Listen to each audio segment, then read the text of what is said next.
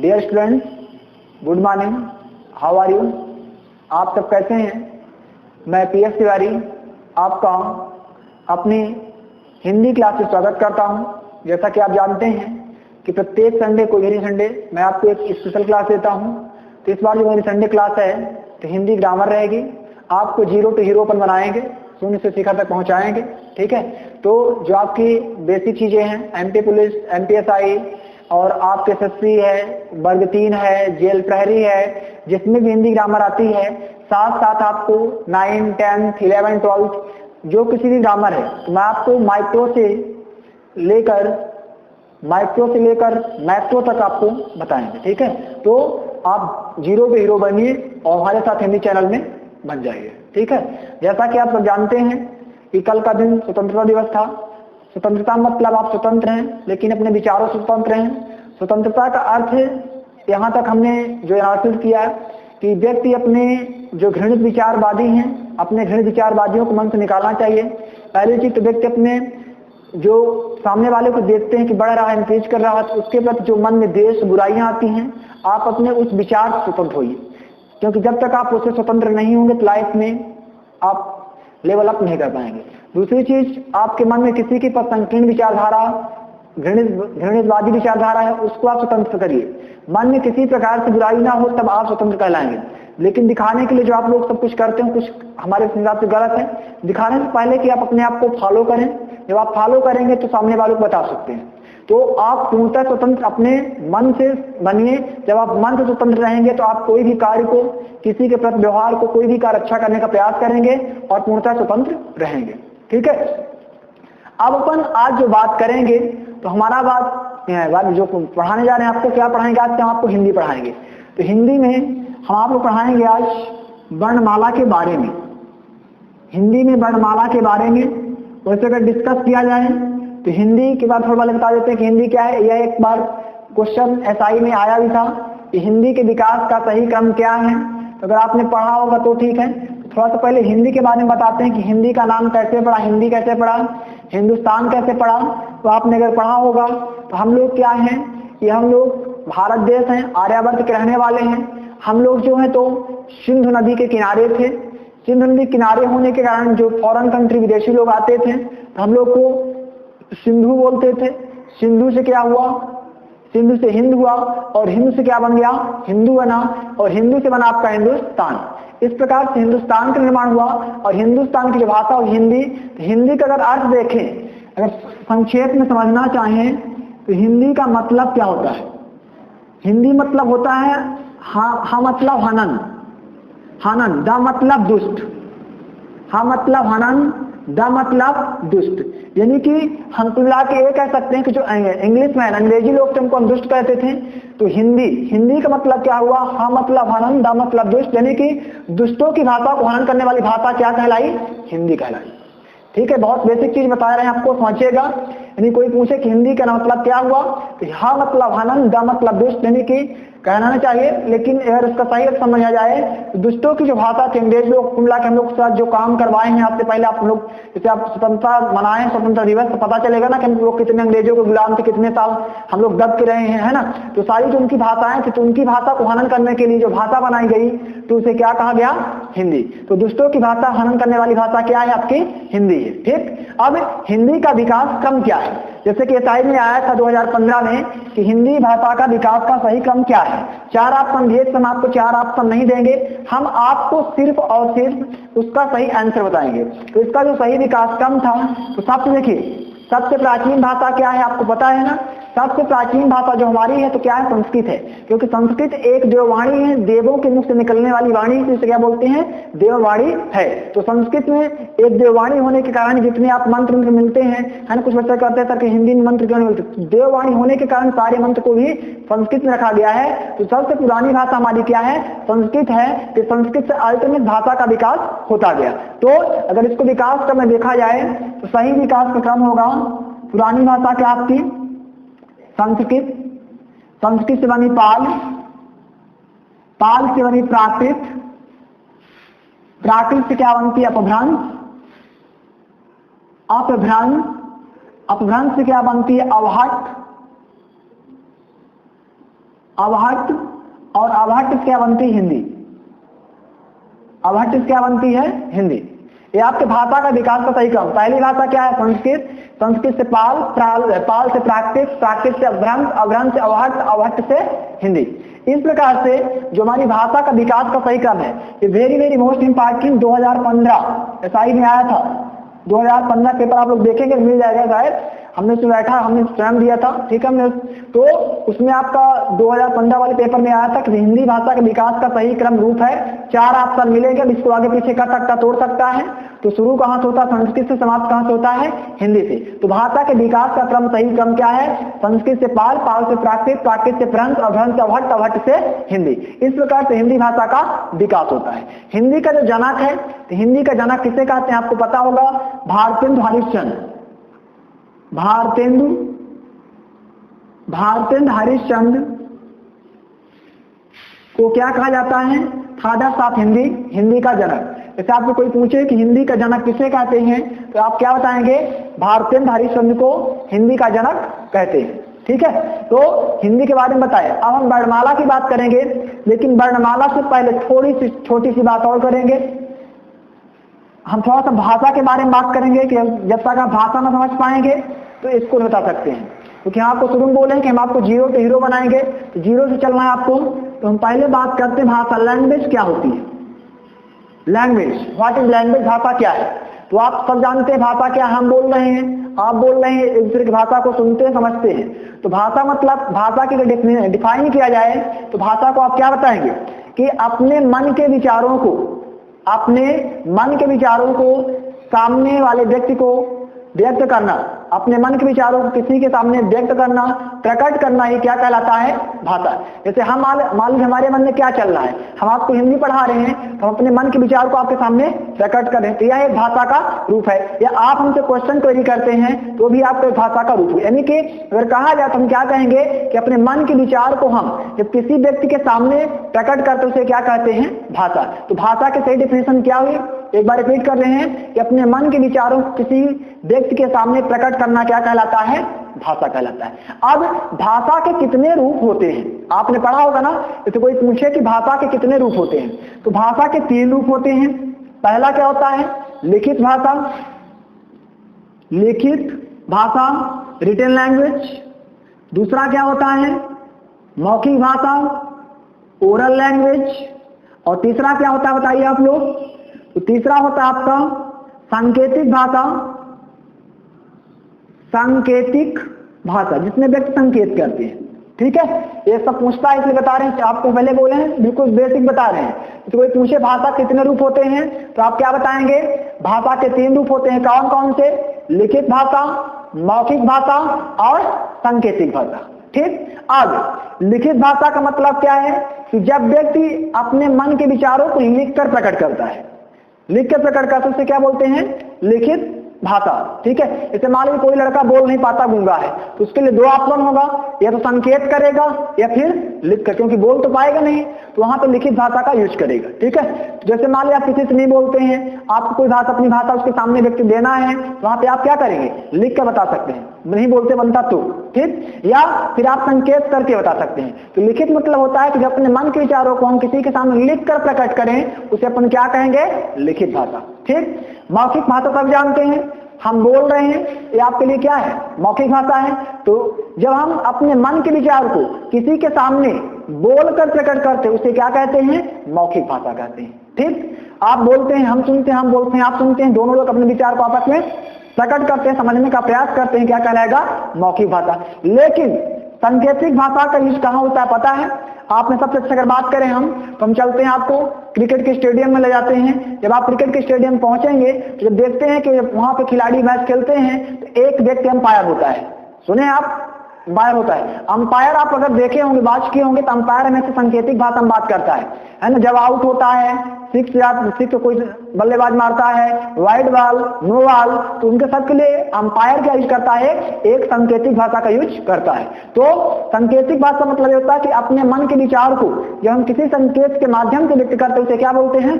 सांकेतिक भाषा। जैसे मान लीजिए आपसे बोलते नहीं बनता, आपको पानी पीना है, तो पानी पीने के लिए आप क्या करते हैं? बट ऐसे इंडिकेट करते तो सामने वाला समझ जाता है कि पानी पीना। खाना खाना है तो आप ऐसे ऐसे करेंगे समझ जाता है खाना खाना है। आप लिख रहे हैं नहीं बोल पाते हैं, संकेत कर दिया लिख रहे हैं। तो अपने विचार को जब आप किसी के सामने अपने पार्ट ऑफ बॉडी अपने अंगों के माध्यम से संकेत करके बताएंगे उसे अपन क्या कहते हैं, सांकेतिक भाषा। ठीक, तो भाषा क्या है समझ गए, भाषा की परत, भाषा कितने प्रकार की होती है ये समझ गए। जो हमारे भारत में मान्यता प्राप्त भाषाएं संविधान में कितनी हैं, तो संविधान में मान्यता प्राप्त आपकी 22 लैंग्वेज। तो क्वेश्चन में आता है कि मान्यता प्राप्त कितनी भाषाएं हैं, आपकी 22 भाषाएं हैं। भाषाओं के बारे में बात बाद में डिटेल से करेंगे। ठीक है, उसमें लिपि वगैरह के बारे में बताया गया है ना, जैसे कि आपका देवनागरी लिपि, रोमन लिपि। ठीक है, तो उसमें फिर हम लिपि के बारे में बताएंगे, लिपि क्या होती है ना, जैसे कोई पूछा तो अगले वीडियो में उसको डिस्कस करेंगे। लेकिन अभी हम एक सीरीज से चल रहे हैं। तो ये हो गया हमारा भाषा के बारे में। अब हम बात करते हैं वर्णमाला के बारे में। तो वर्णमाला का मतलब जानते हैं सभी कोई, वर्णमाला मतलब क्या होता है। देखिए अगर इसको तोड़ा जाए तो बहुत सुंदर शब्दों में यहाँ पे आ गया आपका वर्ण और यहाँ पे आपका आ गया माला। तो परिभाषा क्या बन गई, वर्णों की माला। वर्णों की माला बराबर वर्णमाला। इन वर्णमाला किसे कहते हैं, जैसे फूलों की माला होती है उसी प्रकार से जब वर्णों की माला मतलब जब हम सारे वर्ण एक क्रम से सजा देते हैं उसे क्या बोलते हैं, वर्णमाला बोलते हैं। तो क्वेश्चन आता है कि वर्ण क्या है, लेटर से क्या होता है। तो वर्ण क्या है, वर्ण मतलब ये होते हैं कि जो छोटे छोटे ध्वनियां होती है क्या बोलते हैं, वर्ण। जैसे ध्वनि जो हमारे मुख से निकलती है उसे हम क्या बोलते हैं, ध्वनि बोलते हैं। मतलब ध्वनि या वर्ण का हम खंडन नहीं कर सकते, उसको छोटे से छोटे भाग में डिवाइड नहीं कर सकते। जैसे कि आपका का खा, अब का खा ऑलरेडी छोटे छोटे वर्ण हैं, छोटा बड़ा आ ई उ ये आपके एक छोटे छोटे वर्ण हैं। तो इनकी जो मालाएं तैयार होती है अपन क्या कहेंगे, वर्णमाला कहते हैं। तो वर्णमाला आपकी जो होगी, वर्णमाला में वर्ण विचार में 2 प्रकार की होती है, एक स्वर और एक व्यंजन। तो वर्णमाला के 2 भाग होते हैं, यहां से लिखिएगा आप, वर्णमाला के 2 भाग होते हैं। फर्स्ट नंबर है आपका स्वर और सेकंड नंबर है आपका व्यंजन। हिंदी में कहेंगे वावेल, सॉरी इंग्लिश में कहेंगे इसको वावेल और इसको क्या कहते हैं, कॉन्सोनेंट। ठीक, दोनों एग्जाम के हिसाब से काफी इंपॉर्टेंट है, वेरी वेरी मोस्ट इंपॉर्टेंट। कोई भी ग्रामर क्लास हो आपकी 9, 10, 11, 12 एमपीएसआई में जाइए, सीधे सीधे 70 नंबर की हिंदी है। एमपी पुलिस वर्ग 3, ठीक है, जेल पैरी वर्ग 3, कोई भी अगर इसमें हिंदी आती है तो आपसे ये बनना बहुत बड़ी बात होती है। लोग नॉर्मल समझते हैं कि तो सब बनता है, लेकिन जब आप डीपली गहराई में जाते हैं तो आपको स्वर बनना ही कठिन हो जाता है। ठीक है, तो हम बात करते हैं सबसे पहले स्वर के बारे में। तो आइए आपको परिचय कराते हैं स्वर के बारे में कि स्वर क्या होता है। ठीक है, तो चलिए अपन डिस्कस करते हैं स्वर के बारे में। तो सबसे पहला मेरा क्वेश्चन है कि स्वर कहते किसे हैं। अगर आपसे कोई पूछे कि व्हाट इज वावेल, स्वर क्या है, तो आप क्या जवाब देंगे, अपना विचार दीजिएगा। देखिए स्वर का मतलब यह होता है कि जब हम अपने मुखार बिंदुओं से किसी वर्ड को बिना रुके कंटिन्यू बोल लेते हैं उसे हम क्या कहते हैं, स्वर। जिस चीज को हम मतलब बिना रुकावट के अपने मुख से प्रकट करते हैं किसी के सामने क्या बोलते हैं, स्वर। ठीक है, और व्यंजन का मतलब ऐसा कि जब उसको बोलते हैं तो क्या होता है, कुछ ना कुछ रुकावट आती है। अगर एग्जाम्पल देखें आप, तो अगर आपको छोटा आ बड़ा बोलने के लिए कहें तो आप इसको ऐसे भी बोल सकते हैं, रेगुलर कर सकते हैं, आ ई उ ए ओ आए ओ आओ री। लेकिन जब काखा काखा बोलेंगे तो आपसे बार बार रुकावट आएगी। चेक कर सकते हैं का खा, तो बार बार एक वर्ड के बाद थोड़ा हल्का सा रुकावट आ रही, का खा गा घा, थोड़ा टाइम ले रहा ना। तो जब रुकावट पैदा होती है तो उस व्यंजन में जाएगी। लेकिन जब अपने इस मुखार बिंदु से हम बिना रुकावट के किसी वर्ड को बोल सके उसे क्या कहेंगे, स्वर। या और डिफिनेशन कह सकते हैं कि जो अपने आप में पूर्ण होता है, जो अपने आप में पूर्ण होता है, कंप्लीट होता है, उसके लिए किसी और की आवश्यकता नहीं होती, उसे हम क्या कहेंगे, स्वर। उसे और किसी की आवश्यकता नहीं होती, उसे हम क्या कहेंगे, स्वर। ठीक है, तो परिभाषा बन जाएगी, क्या लिखेंगे कि जो अपने आप में पूर्ण होता है उसे स्वर कहते हैं। अथवा जब अपने मुखार बिंदुओं से हम किसी वर्ड को कंटिन्यू बोल सकते उसे क्या कहते हैं, स्वर कहते हैं। ठीक, अब स्वर के प्रकार के बात में करेंगे, लेकिन उससे पहले हम समझते हैं एग्जाम्पल से। जैसे हमने आपको बोला आ, तो आ क्या है कि इसके अपने आप में पूर्ण है, इसके लिए किसी की आवश्यकता क्या है, अगर इसका संविच्छेद करें तो नहीं होगा। बड़ा बोले तो भी इसका संविच्छेद नहीं होगा। ठीक, लेकिन जब हम का बोलते हैं तो का संविच्छेद होता है। अगर हम का बोलते हैं इसका संविच्छेद होता है का धन आ। क्या होता है, का धन आ, यानी का के साथ आप बोलते हैं तो क्या निकलता है, आ। बोलिए, चेक कर लीजिए, चेक करिए, का, आ निकला, खा, गा, घा, अंग। यानी कोई भी आप काका काका वर्ड पढ़ेंगे व्यंजन, सभी में उसके साथ लास्ट में क्या इंक्लूड होता है? आ। आप खा बोलते हैं तो खा का सम विच्छेद करेंगे तो खा धन आ। छा छत्री बोलते हैं, संयुक्त व्यंजन बाद में डिस्कस करेंगे, तो इसका जो होता है तो का धन साधन, का धन साधन आ बराबर छा। ये भी क्वेश्चन 2013 में शायद आया था कि छा जो है तो किन किन व्यंजन से मिलकर बनता है, तो छा दो व्यंजन से मिलकर बनता है, का धन सा। तो इन सभी के साथ क्या निकलता है? आ। इसलिए ये अपने आप में पूर्ण नहीं है, इसलिए क्या कहलाया? व्यंजन। लेकिन यह है अपने आप में पूर्ण, इसलिए क्या कहलाया? स्वर। यानी कि इसके साथ कोई भी आप लिख लीजिए, किसी का सम विच्छेद नहीं कर सकते। आ ई। अब आप ई का भी सम विच्छेद करते, इसका भी सम विच्छेद नहीं होगा। तो स्वर की परिभाषा समझ में आई। अब देखिए स्वर कितने होते हैं। आपसे कोई पूछे कि स्वर कितने हैं तो आप क्या बताएंगे? टोटल नंबर आप स्वर कितने होते हैं? तो स्वर आपके होते हैं 11, 13 ना कहिए गलती से, अंग और आहा स्वर में नहीं आता। कुल स्वर कितने होते हैं आपके? 11 होते हैं। अब हम इसको प्रूव करें कैसे 11 होते हैं। तो हम पहले बात करते हैं स्वर के प्रकार के बारे में। तो स्वर के कितने प्रकार होते हैं? स्वर के प्रकार, टाइप्स ऑफ वावेल्स। तो there are 3 types of vowels. स्वर के 3 प्रकार होते हैं, या ऐसे लिख सकते हैं स्वर 3 प्रकार के होते हैं।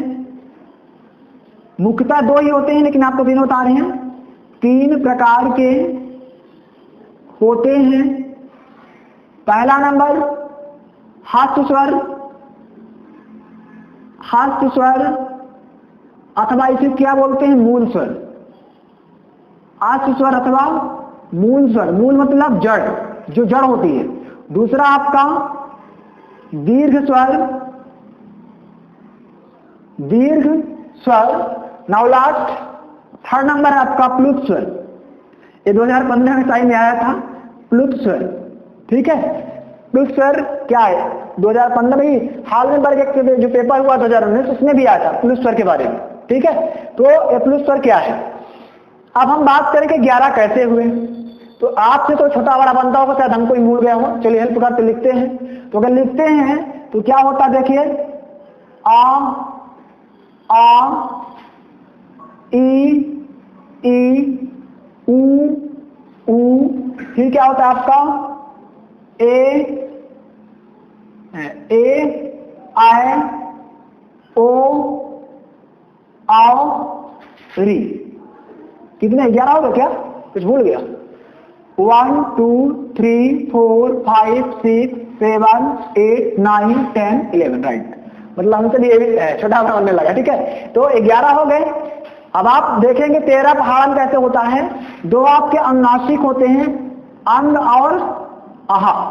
अंग और आहा तो सर ने क्या लिखा कि जब इनको बोलेंगे तो नाक से बोलते हैं। इसमें अगर बोले अंग आहा तो हम बल कहां देते हैं? नाक में। तो इसको क्या बोलते हैं? अनुनासिक बोलते हैं। इसको स्वर कैटेगरी से हटा दिया गया, इसलिए आपका अंग और आहा जो है तो स्वर में नहीं रहेगा। तो स्वर अगर आपको दिखाई दे रहे होंगे तो कितने दिखाई दे रहे हैं आपको? 11 दे रहे हैं। देखिए क्या क्या लिखा है आपको? छोटा बड़ा, छोटी बड़ी, छोटा ऊ बड़ा ऊ, ए आई ओ और री। ठीक है, तो ये क्लियर हुआ। अब देखिए हम किसको हास्य बोलेंगे, किसे दीर्घ बोलेंगे। तो हास्य मतलब ये होता है जिसको बोलने में कम से कम समय लगे, या एक मात्रा के बराबर का समय लगता है, उसे क्या बोलते हैं? हास्य स्वर। तो ध्यान दीजिए, जब इसमें बात करेंगे एक मात्रा किसमें लगेगा? आ ई ऊ री। ये आपके 4 आते हैं हास्य में। तो यहां से क्वेश्चन ये बना कि हास्य स्वर की संख्या कितनी होती है? तो आप क्या बताएंगे? 4 होती है। ये सब आ चुके हैं पेपर में। हास्य स्वर की संख्या कितनी होती है? 4 होती है। अब जैसे पहचानने के लिए दे दिया कि निम्न में से कौन सा हास्य स्वर है। हो सकता है तीनों सही रहे, पहला में आ, दूसरा में ई, तीसरे में ऊ, चौथा कर दिया सभी। तो आप क्या बताएंगे? सभी। तो जिस प्रकार से बनेगा, जब आप इन चारों पढ़ लेंगे तो कैसा भी आपको घुमा फिरा दे तो आप पहचान लेंगे। तो हास्य स्वर कौन कौन से होते हैं? आ ई ऊ री। ये क्या कहलाते हैं? हास्य स्वर कहलाते हैं। ठीक, अब एक मात्रा फिर हम बात करेंगे दीर्घ स्वर की। तो दीर्घ स्वर में क्या होता है कि जिसमें 2 मात्रा के बराबर का समय लगता है उसे क्या बोलते हैं? दीर्घ स्वर। और ज्यादा टाइम लगे तो इसमें आपका क्या आ जाएगा? देखिए इनको छोड़कर तो आपका आएगा बड़ा आ, बड़ी ई, बड़ा ऊ, ए, ऐ, ओ, औ। तो 1 2 3 4 5 6 7। तो दीर्घ की संख्या कितनी हुई? 7। ह्रस्व स्वर की संख्या कितनी है? 4। दीर्घ कितनी है? 7। 7 4 11। और हमने बताया कि स्वर कितने होते हैं? 11। तो हमने आपको प्रूव भी कर दिया, क्योंकि पता हम लोग फिजिक्स वाले हैं, प्रूव करके चलते हैं। लेट हम लोग मानते हैं जिसको सिद्ध करना तो करना है। हमने प्रूव भी कर दिया, क्योंकि लोग बताते हैं समझा नहीं पाते कि 11 हुए कैसे। तो हम आपको +1 दे रहे हैं कि 4 आपके ह्रस्व हैं, आ ई उ री। 7 आपके दीर्घ हैं, आ ई उ ए ऐ ओ औ। 7 4 11। 3 क्वेश्चन कंप्लीट। पहला क्वेश्चन, मुख्य स्वरों की कुल संख्या कितनी होती है? 11। ह्रस्व स्वर की संख्या या मूल स्वर संख्या कितनी होती है? 4। दीर्घ स्वर की संख्या कितनी होती है? 7। मोटे मोटे पॉइंट है। फिर अंदर जब जाएगा, जैसे दे दिया कि निम्न में से कौन सा दीर्घ स्वर नहीं है? दीर्घ स्वर नहीं है, बड़ा, बड़ी, ओ, ई। ये क्या बताएंगे आप? ई। तो ए कॉन्सेप्ट तभी क्लियर होगा जब इसको आप अच्छे बेहतरीन तरीके से पढ़ पाएंगे तब। ठीक है, क्योंकि हमको पता है कि सबको जो बचपना है ना, तो ऐसे भी जाता। हम लोग टेबल पढ़ लेते हैं पहाड़ी में, छोटा आ माने अनार, आ बड़ा मतलब आम। ठीक है, वो काम नहीं आएगा। अब आपको डीपली पढ़ना है, इसलिए बेहतरीन तरीके से इसको समझिए। तो ह्रस्व स्वर समझ में आ गया आपको? आ ई उ री। दीर्घ स्वर हो गया बड़ा, बड़ी, बड़ा ऊ, ए ऐ ओ औ। अब यहाँ पे कुछ बच्चे क्वेश्चन कर सकते हैं कि सर, जैसे कि कुछ लोग पढ़ते हैं गाँव भाषा में, तो इसको बोलते हैं छोटा ए बोलते हैं, इसको छोटा ओ बोलते हैं। तो कह देंगे सर किसमें, इसमें भी तो एक मात्रा का समय है, तो इसमें आपने इसको हाथ में क्यों नहीं रखा, दीर्घ में क्यों रखा है? ना, गलत है। क्योंकि इसमें जो अपन देखेंगे ए और ओ, हमने बोला है एक मात्रा अथवा 1 सेकंड का, जिसको उच्चारण करने में हमारे मुख में 1 सेकंड का समय लगे, तुरंत निकाल दो, उसे क्या बोलेंगे? ह्रस्व स्वर। तो इसको तुरंत इसके अकॉर्डिंग नहीं कर पाता है, वो 2 सेकंड का समय लेता है। जो मात्रा ग्राविटी इसको रख दिए दीर्घ में। ठीक, राइट। तो ह्रस्व क्लियर, दीर्घ क्लियर। अब प्लुत स्वर क्या है? तो प्लुत स्वर देखिए, प्लुत मतलब कुल मिलाकर कहा जाए तो वह स्वर जिनके उच्चारण में 3 मात्रा के बराबर समय लगे, 3 मात्रा से अधिक समय लगे, उसे क्या बोलते हैं? प्लुत स्वर बोलते हैं। फॉर एग्जाम्पल ओम। ऐसे कुछ ओम लिखते हैं, ऐसे भी लिखते हैं, शायद ओम लिखते हैं सर, हम तो ऐसे लिखते हैं, सिंपल में ओम लिखते हैं, लेकिन इस प्रकार से ओम लिखा मिलता है। ये अभी 2019 पेपर आप देखिएगा डाउनलोड करके, जो वर्ग 1 का पेपर हुआ था केमिस्ट्री का, केमिस्ट्री वाले वर्ग 1 में आया था, क्योंकि कुछ सर लोग बताए थे। ठीक है, तो आपका ओम, तो ओम किसमें आया? प्लुत स्वर। ओम मतलब है तात्पर्य, अगर किसी व्यक्ति का नाम दिया है, ओम से तात्पर्य नाम से है, जैसे मेरा नाम प्रेम है, तो प्रेम क्या होगा आपका? प्लुत स्वर। किसी व्यक्ति का नाम आएगा तो समझ जाइए वहां पे क्या होगा? प्लुत स्वर होगा। ठीक है, तो जो बेसिकली क्वेश्चन उठते थे, हालांकि अगर कहा जाए तो ही आपका स्वर समाप्त नहीं हुआ है। स्वर की कम से कम 4-5 क्लास लेंगे तब समाप्त होगा। बहुत डीपली, बहुत बड़ी चीज है ना। छोटा होना बड़ा भूल जाइए। तो अभी जो बेसिक क्वेश्चन जो बनते हैं, आप लोग एग्जाम में बैठेंगे, एमपी पुलिस, MPSI, जेल प्रायरी, वर्ग 3, सब में ऐसे ही क्वेश्चन अगर इतना कर लेंगे, तो अगर स्वर से क्वेश्चन आए तो 100% करें कि आप 1 नंबर क्लियर है। ठीक, फिर जब हम इसके बाद व्यंजन करेंगे, देखिए इसमें आपको चीजें बता दें। जैसे जो बोलते हैं जो छोटा बच्चा होता है, तो छोटा बच्चा माँ नहीं बोलता पहले, क्योंकि माँ बोलने के लिए अगर आप देखेंगे तो जैसे आप गला है, ये आपका मान लीजिए कि ये आपका कंठ है, गला। ठीक, यहाँ आप पे माउथ है, इस माउथ से आपकी जो ध्वनियां निकलेंगी, तो ये जो आपके पढ़ेंगे तो 5 चीज, इसको हम क्या बोलेंगे? कंठ। फिर क्या बोलते हैं? ताल। फिर क्या बोलते हैं? मूर्धा। फिर आपका दंत। फिर आपका ओष्ठ। ये हम 5 चीज पढ़ेंगे कि किसका उच्चारण हम कंठ से कर, जैसे हम का बोलते हैं तो का कहां से निकलता है? कंठ से। बोलिए का, कंठ से बोलेंगे। जब ताल बोलेंगे चा, तो ताल से। जब मूर्धा की बात करेंगे तो टा ठा डा ढा अड़ा, तो मूर्धा में आते हैं। दंत की बात करेंगे जब ता ठा डा ढा ना, तो दांत चलता है। ओष्ठ की बात करेंगे जब पा फा बा भा मा, चेक कर लीजिए, पा फा बा भा, क्या ओठ चल रहा? चेक करिए, बोलिए आप लोग, आप भी बोले, बोलिए पा फा बा भा मा, ओठ चलता है। तो इस कॉन्सेप्ट को समझना बड़ा कठिन है, लेकिन हम आपको बहुत इजीली तरीका समझाएंगे। तो जो हम लोग उच्चारण करते हैं तो हमारे कंठ से लेकर मुंह ओठ तक आता है। ये 5 चरणों में डिवाइड होता है, कंठ, ताल, मूर्धा, दंत, ओष्ठ। हम समझाए भी, थोड़ा सा बता भी दिए हैं कि जब काका काका बोलेंगे पहली लाइन का का का अंगा, तो कंठ चलेगा। लेकिन जब पाफा बाबा बोलते हैं तो क्या चलता है? ऊंट। तो बड़ा कठिन चीज है कि हम कंठ से लेकर मुठ तक कैसे इसको समझेंगे, लेकिन हम आपको ये भी समझाएंगे। हम यही बता रहे हैं कि जो बच्चा होता है ना, जैसे सब बोलते हैं, जो लेडीज होती है बोलती है बच्चा सबसे पहले क्या बोलता है, माँ बोलता है, लेकिन गलत है। बच्चा माँ बोल ही नहीं सकता है। बच्चा सबसे पहले जब उसके मुख से आवाज निकलेगी तो स्वर बोलेगा, स्वर के बाद व्यंजन में जाएगा। और जब माँ बोलता है तो माँ क्या है, माँ तो व्यंजन ऑलरेडी है ना, माँ क्या है, व्यंजन है। और लड़का जब शुरू में बोलता स्टार्ट करता है, छोटा सा बच्चा बेबी, तो व्यंजन नहीं बोल सकता, पहले आदत है कि वो स्वर बोलेगा, तो माँ कहां से बोलेगा। लेकिन माँ हमेशा प्रधानता देती है अपने आप को कि बेटा सबसे पहले माँ बोलता है, तो माँ नहीं आ बोलता है। क्योंकि बच्चा जब शुरू में जब 6-7 मंथ का हो जाता है तो मुंह से कुछ आवाजें निकालना, साउंड, ध्वनियां निकलती हैं। तो जो पहली ध्वनि बच्चे के मुंह से निकलती है तो आ और आई निकलती है, आ और आई निकलती है। बाद में स्वर के बाद जब स्वर बोलते बोलते परिपक्व हो जाता है, तब धीरे धीरे उसकी मैच्योरिटी होती है तो उसकी व्यंजन में आती है। इसके बाद वो काका काका सीखते सीखते मां पहुंचता है, तब जाके वह मां बोलता है। तो बेटा जो होता है बेबी पहले मां नहीं, पहले स्वर में आ और आ का उच्चारण करता है। ठीक है, तो हिंदी हमारी एक मातृभाषा है, हम लोग अपनी मातृभाषा को सीखें। ठीक है, आपको पता भी कि गवर्नमेंट ऐसा भी कुछ कर रही है कि हिंदी को प्रधानता दे रही है। जैसे कि हर देश के जो है अपने देश की भाषा को, मातृभाषा को, चीन में चीनी भाषा, अमेरिका में इंग्लिश भाषा, रूस में रशियन भाषा, वहाँ की जो बुकें होती हैं इंजीनियरिंग के डॉक्टर के लिखे जाते हैं। लेकिन अपने इंडिया में क्या होता है कि भाषाओं को, इंग्लिश को स्टैंडर्डता देने के कारण इंजीनियरिंग की बुक देखिए तो बच्चे इंग्लिश पढ़ता है, समझ में आए कि ना इंग्लिश पढ़ता है। ठीक है, डॉक्टरी आई है तो इंग्लिश पढ़ता है।